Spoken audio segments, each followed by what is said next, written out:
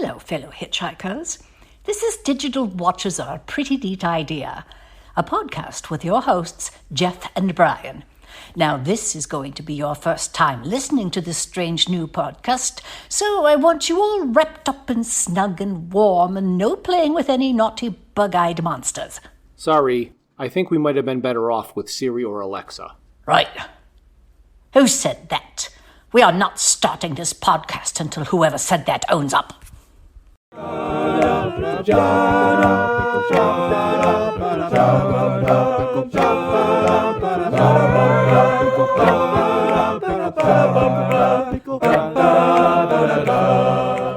Hi there, and welcome to Digital Watches Are a Pretty Neat Idea. This is Bryan, and I'm with my friend Jeff, and we'll be talking about Hitchhiker's Guide to the Galaxy in all its forms. But before we do that, let's listen to a message from one of our proud sponsors. This episode is brought to you by Digital Watches. Why glance at a pie chart and immediately know how much before or after an hour it is, when you can walk over to a dark corner, push a tiny inaccessible button, squint at glowing numbers, and do math? Digital Watches, trying to improve the unimprovable. Hey Bryan, how you doing today? I'm doing great, Jeff. How are you? I am not doing bad. So we have now begun the first introductory episode to this endeavor of the Hitchhiker's Guide to the Galaxy and everything that it encompasses. But first, I want to talk about how we met, because you were conducting a job interview, and I don't want to get into the job that neither one of us are attached to anymore. But no, that wouldn't be so good. My recollection is we talked more about Monty Python and the Hitchhiker's Guide to the Galaxy than we did the job. Oh, I don't think there's any doubt of that. Yeah. So I was like, oh, he listens to Hitchhikers and Monty Python. Hired. All right. We met 29 years ago at a job interview and immediately started talking about hitchhikers. So that's kind of the reason that we are here now.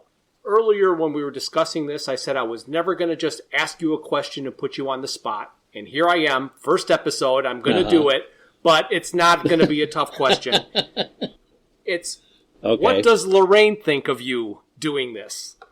Oh, she's in favor of it. She knows that I like to talk, and she knows that this is one of my areas of obsession, as you indicated. So she thinks it's a good idea. Okay, well... How about Denise? What does she think? Denise, when it comes to me and my obsessions, she likes to hold her finger kind of like pointing down at my desk, and she draws a big circle, and she says, all this foolishness.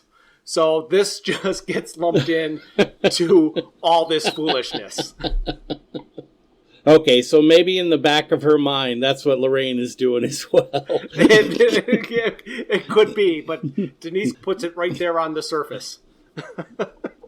So in all of my foolishness that she talks about is my trading card collection. I have way more non-sport cards than I could ever use or even look at. Some of the fandoms that I'm in, Star Trek, we share a love of Star Trek. I happen to like Deep Space Nine. That's my go-to when people say, what's your best? Yours is? Well, mine's been Voyager for a long time. I'm really a big fan, but I got to tell you, for me, Star Trek can do no wrong. I'm a fan in the biggest sense of the word, unlike some that have a very narrow understanding, and if you don't stick to the original timeline or the original concepts, you're going to lose them. I really enjoy every one of the programs and episodes that I've seen, even if they're not directly aligned with the original canon. Yeah, I will agree wholeheartedly. There are shows that I've watched with another person and he wanted to end them, and I'm like, no, you can't end this. Like, we'll just get there. Discovery is a great TV show. It is not Star Trek of what I think of as a Star Trek show, but it is a good show. It's got the Star Trek name. We're gonna watch it. it doesn't matter. So that's, I think, the same thing that you're thinking. Well, right. I mean, Discovery is a perfect example of the kind of things that fans hate, where they get in their own minds that the only way Star Trek can exist is the way it existed in its original form. But as they pointed out in Discovery, nearly at the very beginning of the show, that entire ship and its entire crew was meant to be in secret. And as you go through the seasons, they continue to support that concept. And I think they do a fairly good job of it. Plus, they bring in the characters from the original series in the end, and I'm just impressed with the way that they can weave those things together. But we're here to talk about Hitchhikers Guide. Well, right now we're talking about our other fandoms, so people get to know our whole backgrounds of where we're coming from. But believe me, we'll be talking a lot about Hitchhikers. Aside from that, Hercules and Xena, I was a big fan of those. I was laying on the couch late one Sunday night, and this goofy Hercules show came on where he was fighting these rubber monsters, and I was hooked for all 7 seasons. Aside from that, I wanted to come up with a couple of other books that everyone should read aside from the Hitchhikers series.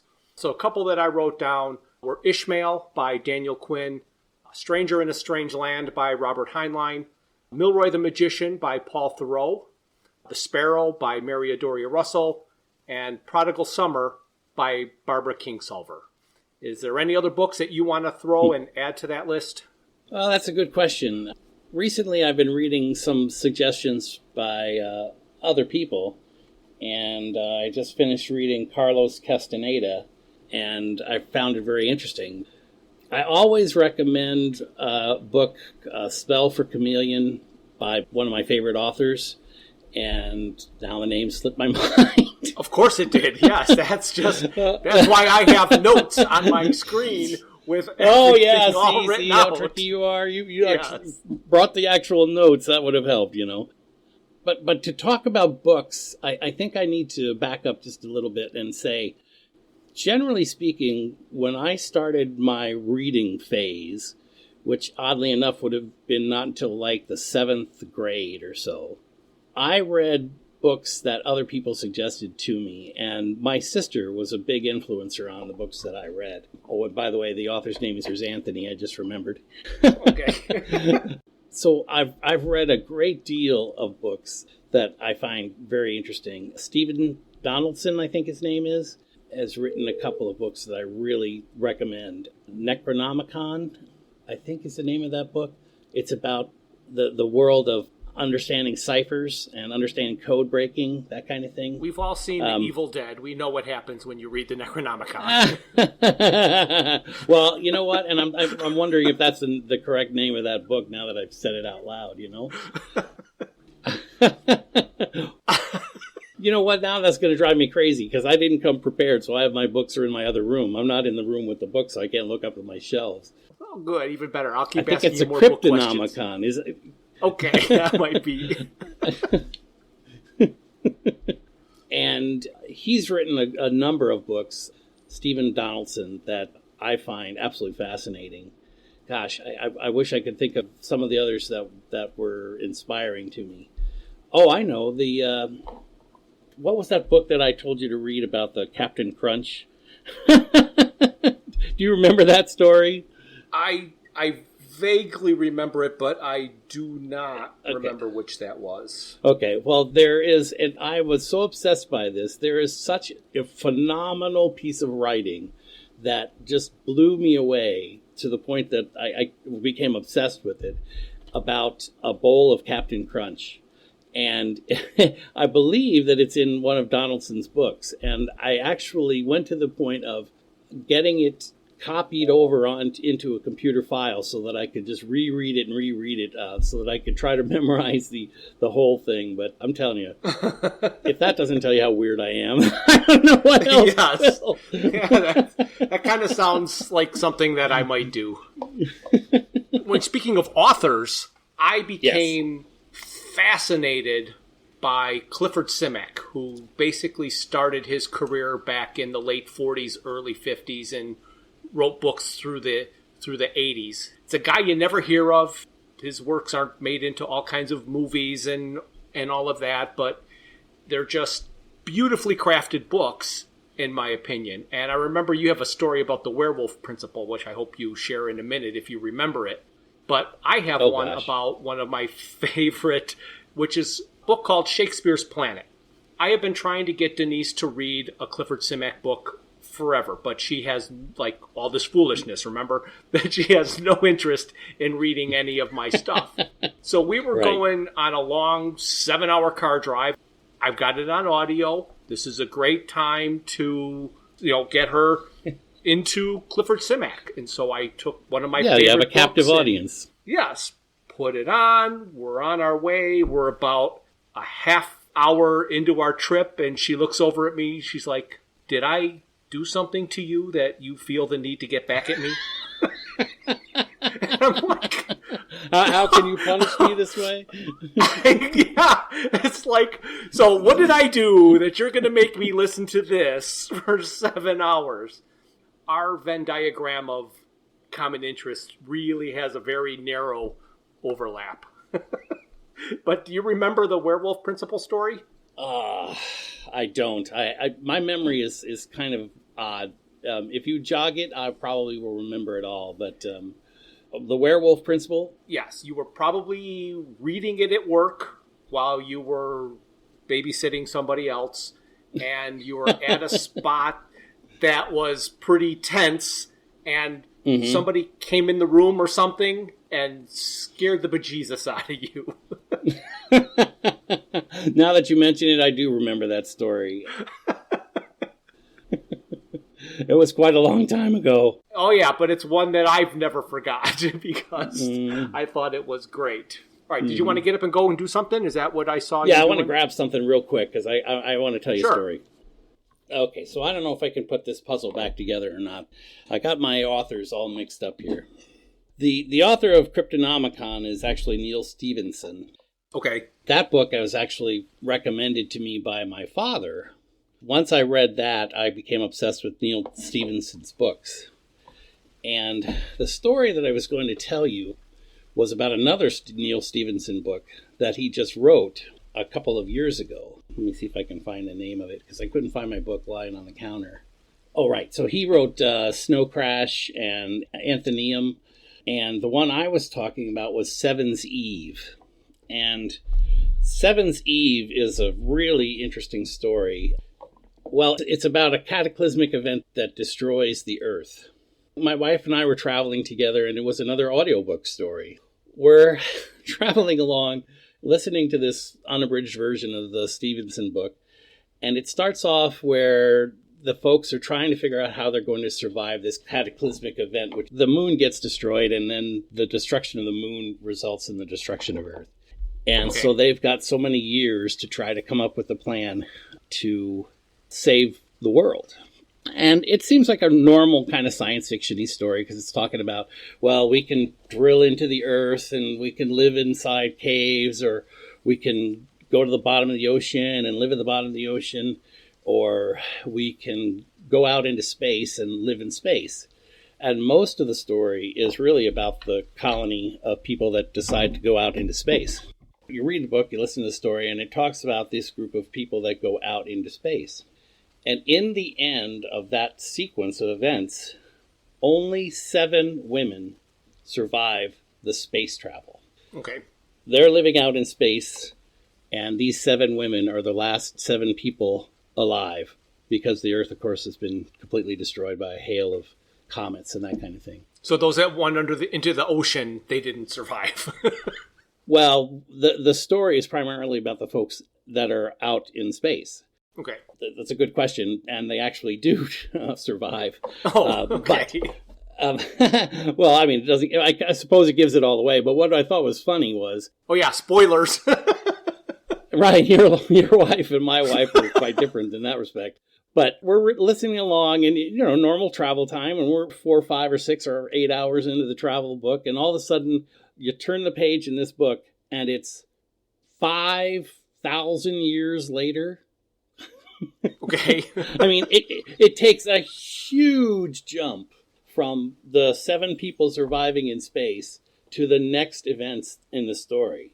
I mean, just an incomprehensible amount of time has passed. And the story then talks about how the 7 Eves, as this title of the story is, have evolved, and how their clans, each from one of the 7 women, how they genetically modified themselves and what their progeny are all about. And the folks in space obviously are monitoring the space on the planet, et cetera, et cetera. I won't break anything else up from there, but there's a story to be told. But I got the same reaction from my wife that you got from yours when you turn the page and it's 5,000 years later. She's like, what? Yes. Where are all those people? What the heck happened? I mean, what? And I'm like, oh, well, that's a story. That's the way these things go. Yeah. The other gentleman that I was talking about was another writer that I really enjoy, and he's got a number of great books about Thomas Covenant, and it's all science fiction stuff, basically. Oh, all right. Anyway, where were we? I think I've taken over and lost track at the same time. Oh, that's fine. We were just talking about other things that people should read, but now let's get to The Hitchhiker's Guide to the Galaxy. I have a story of how it was introduced to me. It's long and convoluted, like all of my stories, but I don't know if you actually have a story. So I'll just tell you my story first, because it's kind of approaching it on 2 ends. Back in high school, my friend's brother just could not shut up about The Hitchhiker's Guide to the Galaxy. And because he was my friend's older brother, both of us said, quit talking about The Hitchhiker's Guide to the Galaxy. Nothing could be that good. And we are not going to read it just on principle that you are recommending it. So that's going on. It had to be about the same time that way back in the early 80s, our TV viewing was quite limited. We had basically 6 channels. One of them was the public station, and that's where we would watch all of our Monty Python. We would watch Benny Hill. We would watch Dave Allen, the 2 Ronnies. Well, every once in a while, there would be this show that I would just refer to as the show with the guy in his pajamas. And that was Hitchhikers. But at the time, I had no idea that it was a Hitchhiker's Guide to the Galaxy. I don't know if I turn it on after because you're just flipping through the channels, and when you start something in the middle, you're just watching the guy in his pajamas. You're not watching the opening credits to ever see what the name of the show is called. It runs for 6 episodes, and then it's gone for a year before PBS brings it back, and then you're turning it through, and then you catch it in the middle again, and you never realize what it's called. So I think I both liked and hated Hitchhikers at the same overlapping time. Then one Christmas, I unwrapped my present from my uncle, and it was The Hitchhiker's Guide to the Galaxy. And I'm like, oh my God, not this book. And I'm like, well, I might as well read it. It was a gift from my uncle, so I'll read it. There aren't many books that have done this, and this had to have been the first, where I'm actually laughing out loud while I'm reading the book. Yep. It was that good. And then later on, he gave me the 4th book in the trilogy, which I was then super excited to get, as opposed to when he gave me the first book, which was just like, oh, all right. So do you have any kind of remembering of how Hitchhikers came into your realm of understanding? Yes and no. As I mentioned earlier, I was talking about the influences of people that influenced the way I read or the books that I read.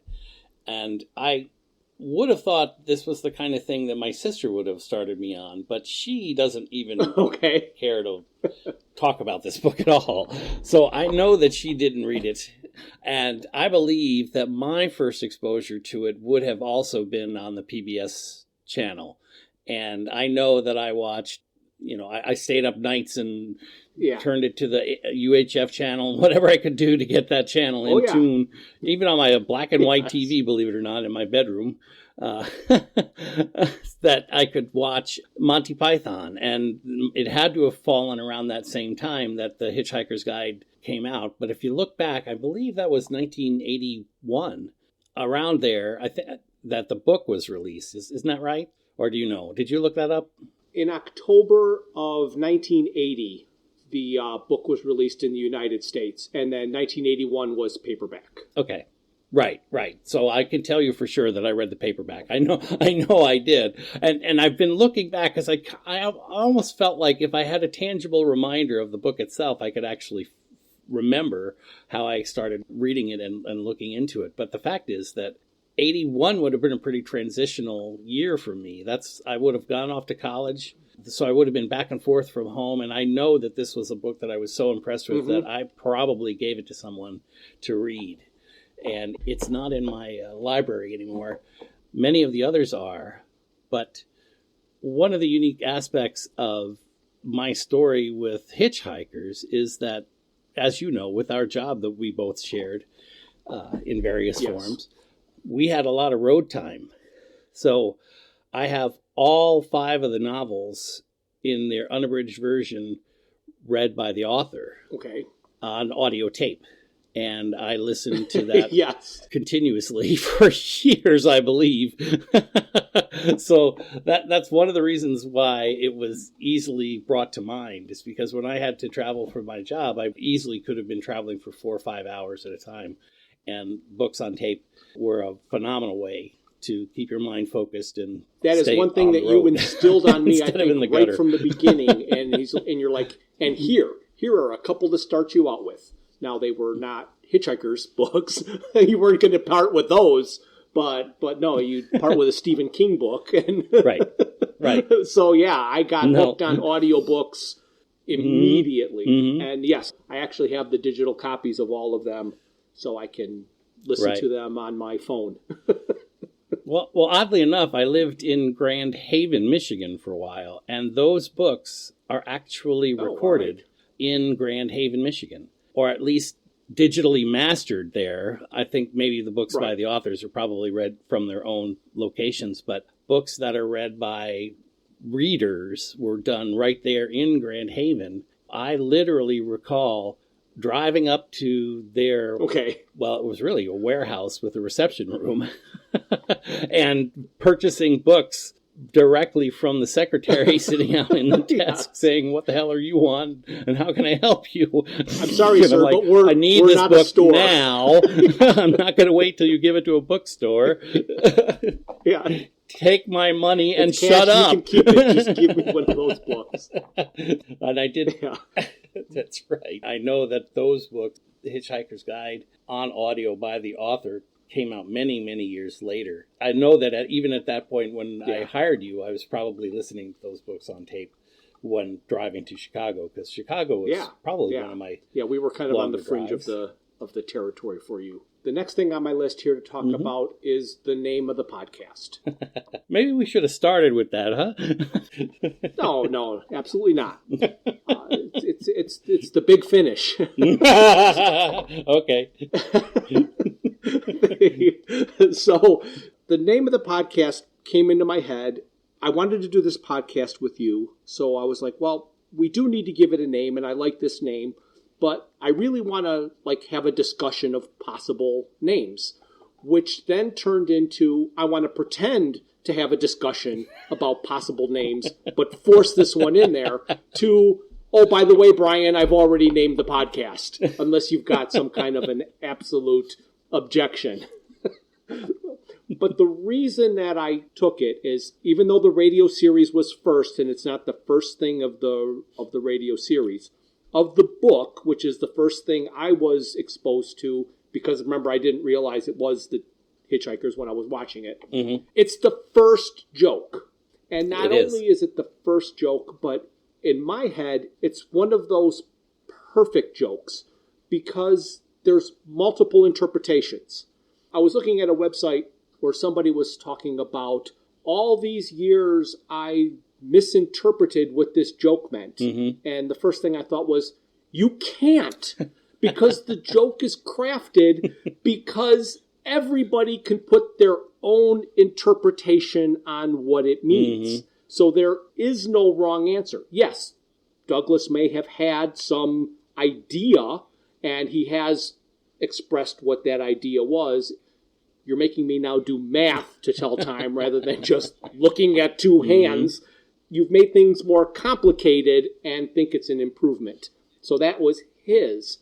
What I took out of it is the digital watch was a piece of technology that captivated human beings beyond anything I have ever witnessed before or since. There is no piece of technology that will ever come out that will have people so amazed by as the digital watch was back then. So I've always thought the digital watch, what's the big idea? But, oh man, some people, digital watch. So I don't know if you had that experience, but when I read the joke, where my mind went to is how crazy people were for digital watches, which to me were no big deal, but everybody else thought they were a pretty neat idea. So that's why I wanted to have that as the name of the podcast. Plus, it wasn't taken. Right. Well, I wasn't going to object to begin with, and I do agree with you that is one of the earliest jokes in the book, and I think that's one of the things that makes reading his material and understanding his logics that is so interesting about the whole Hitchhikers pantheon. As I interpret the idea there, it's not shortly thereafter that he makes the comment that time is irrelevant and lunchtime even more so. I think what he's saying in another essence is that a digital watch is just a representation of a span of time that doesn't need to be incremented.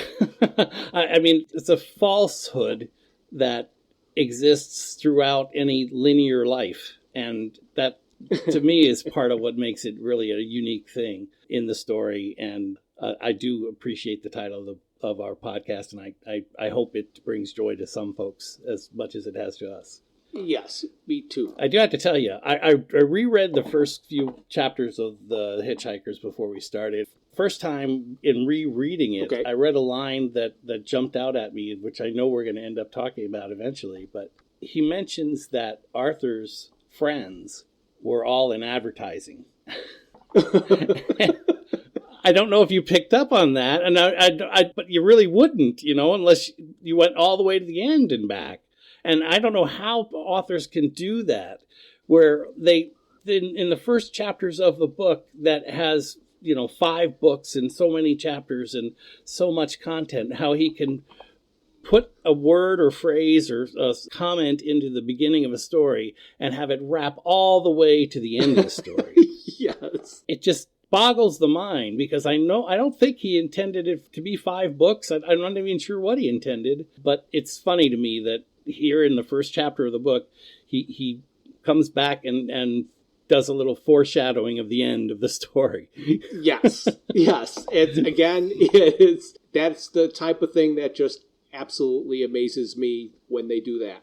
The only other thing that I want to talk about is what we're hoping to accomplish with this podcast. Personally, it's an excuse for me to revisit all of the Hitchhiker's Guide to the Galaxy and to experience some that I've never experienced that until I started this, I didn't even know existed. Back in 2004 and 2005, they came up with 3, 4, and 5 of the radio series, and in 2018, they came up with a 6th. I had no idea that they existed. So now, where it was always just the radio series, there's now primary phase and secondary phase and tertiary phase and quandary phase and the quintessential phase and the hexagonal phase. So there are 4 radio series that I have never experienced that I'm going to get to experience for the first time. And I am really looking forward to that. Have you listened to those? I'm looking forward to it too. I have not. I don't know where exactly I got to in the radio series. So this will be interesting, because I know that I have listened to much of it, but I don't know where I ended it. Back then in the early 90s, I needed audiobooks. flipping through a catalog, my wife saw the Hitchhiker's Guide to the Galaxy full, complete radio series on cassette and bought it for me for Christmas. That was like on a loop. 12 cassettes, 12 episodes, just constantly in rotation. And every time you listen to it, you hear something new. So that is the first 6 episodes are primary phase. You've definitely listened to all of that because I've given it to you.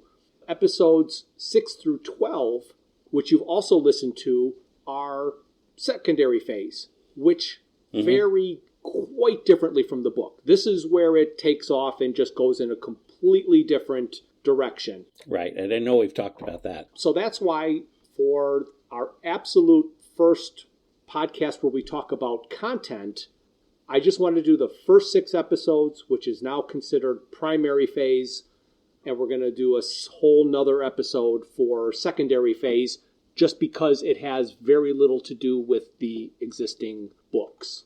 And then there's the video game, and there's comic books, and there's the movie, and there's the TV show that we've talked about already a little bit. So I do want to cover all of that. I have no idea what order we're going to do it in. I don't want to do all of the radio series and not get to the books. Well, we'll figure that out as we go. Absolutely. All right. Is there anything else that you want to say about Hitchhikers before we go? I can't think of anything off the top of my head, but I'm hoping that everybody that enjoys the book ends up finding us and can enjoy our lives through our history with it. Yes, absolutely. So, say goodbye, Bryan. Goodbye, Bryan. Oh, you went there. Of course I went there. You know, Abbott and Costello, that's where it all starts, right? That's right. Oh. Thank you for listening to Digital Watches Are a Pretty Neat Idea. Look for us the first Thursday of every month for a new episode. A very special thanks goes out to Luke, Max, Greg, and Tim Lesnick for arranging and performing our opening theme. We would also like to thank our talented friends and family for their voice work on our introductions and commercials. A big thank you goes out this episode to Jean Berard for her outstanding portrayal of Eddie the Shipboard Computer's matronly personality for our opening. Visit our website at digitalwatchesareaprettynneatidea.buzzsprout.com. You can find us on Facebook and YouTube as Digital Watches Are a Pretty Neat Idea. If you would like to contact us, our email is digitalwatchespodcast@gmail.com. Send us a message on Twitter at WatchesIdea.